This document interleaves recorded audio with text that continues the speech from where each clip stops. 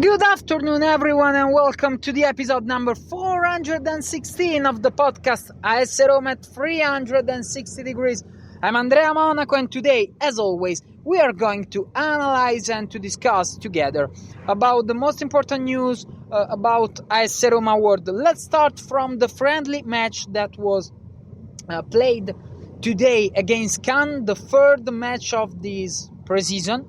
The third friendly match against Cannes, the other team who is owned by and who is led by Friedkin.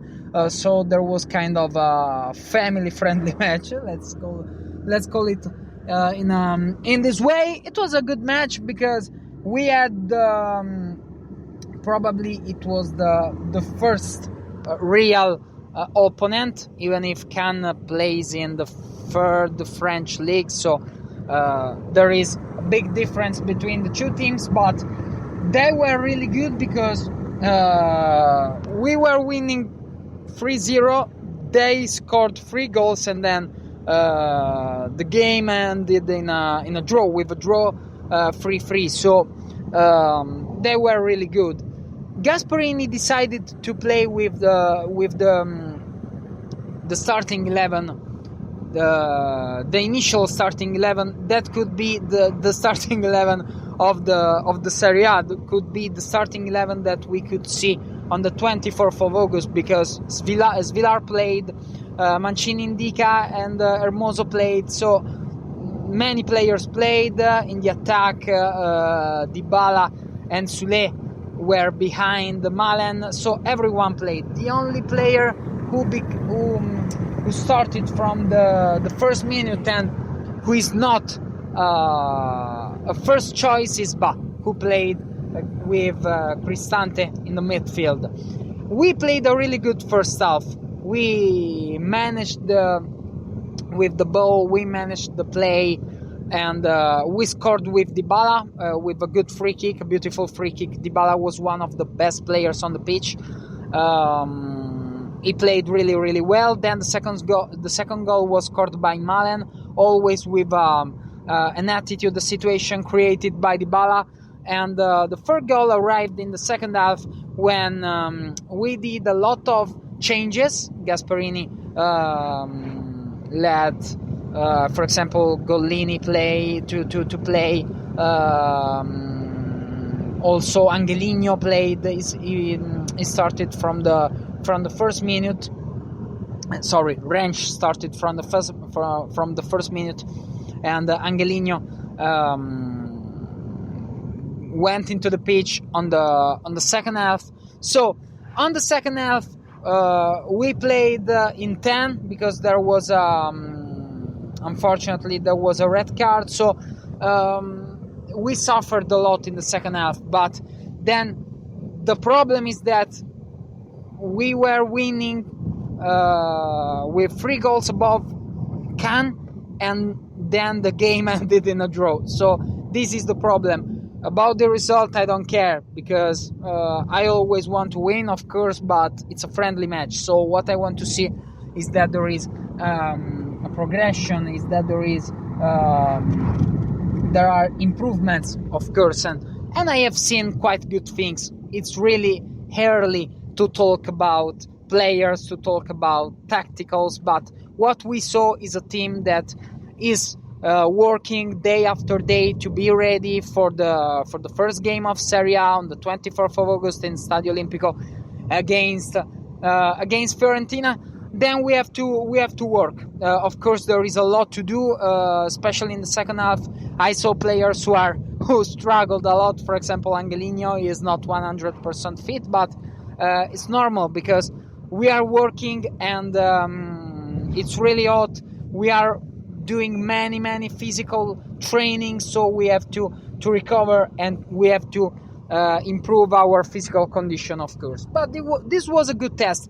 Then right now Roma will leave France to go to Wales, and it will become the third part of this pre-season, because we will stay in Wales for, I think, at least, I don't know, 7 days, but I think something more, 8 or 9 days.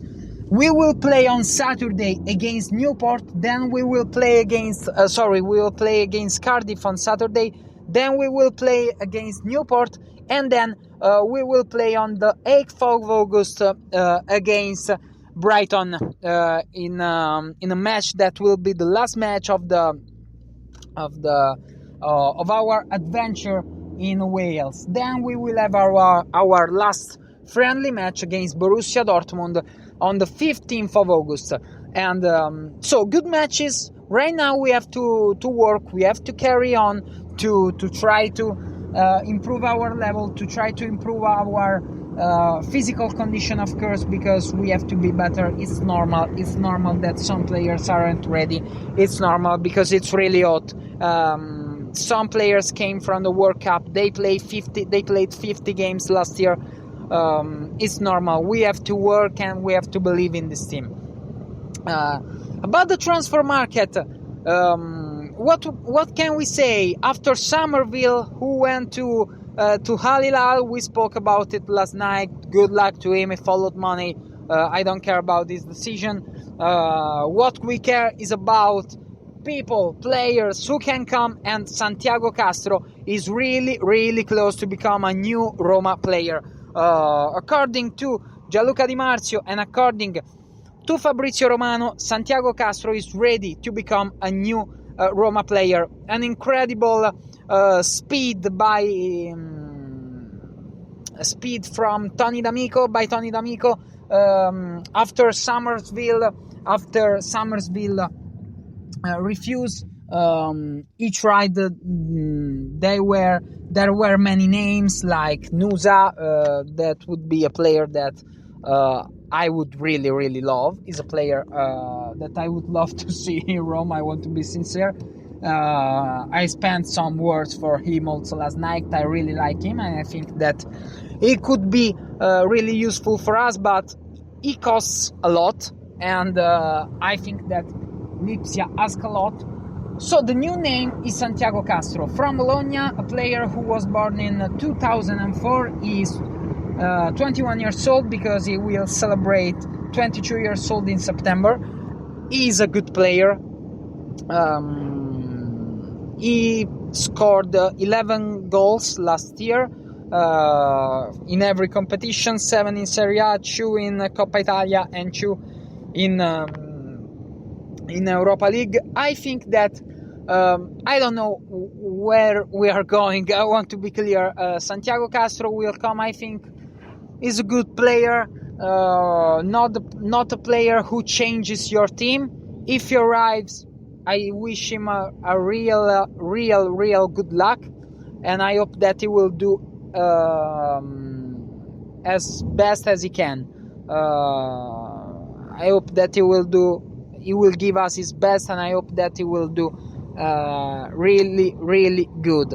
But I think that at the moment we need another player in the attack. We need a player like Dybala, like Sule, who can replace Al Shaarawy and who could be a good alternative for these players. And Somerville, Nusa, Greenwood were profiles who were similar for their position, for the position in which they play usually, normally. But Santiago Castro could be a Malen's replacement. So I hope that, yes, Santiago Castro arrives, but I hope that it will arrive another player in the attack, kind of a wing, left wing or right wing, who can play behind Malen. I hope that. So 35 million is a lot, is a huge price, of course, but right now, as I always said, prices in modern football are crazy, have gone crazy. So I wish him a good luck. If he arrives, I am really happy for him. I would have taken another player, I want to be sincere, but I think that with Castro's arrival, Dovbyk will leave Roma. He could go to Bologna. Also Genoa really likes him, so I hope that Castro will do well. He's kind of a Lautaro Martinez. I'm not saying that he's a Lautaro Martinez for his characteristics. He could be compared with him, but of course he's not Lautaro Martinez. He's a player who could be useful. I would have taken another player, but let's take Castro. Gasparini is, according to some rumors, is really happy, so let's see what will happen, and I hope that he will try to steal the place from Malen, so it would mean that they will give their best to start from the beginning, and I think that this will be an incredible opportunity for his career. About other news, there aren't some news. Tresoldi is more far than the other days, because Club Brugge asked a lot. So at the moment, for the attack, we have Santiago Castro. These were the last news about AS Roma. One last news is that tomorrow it will begin the second phase of the campaign holders, the phase for who is subscribed to the waiting list. But Curva Sud and Distinti are sold out. It's incredible. It's amazing. 38,000 campaign holders have renewed their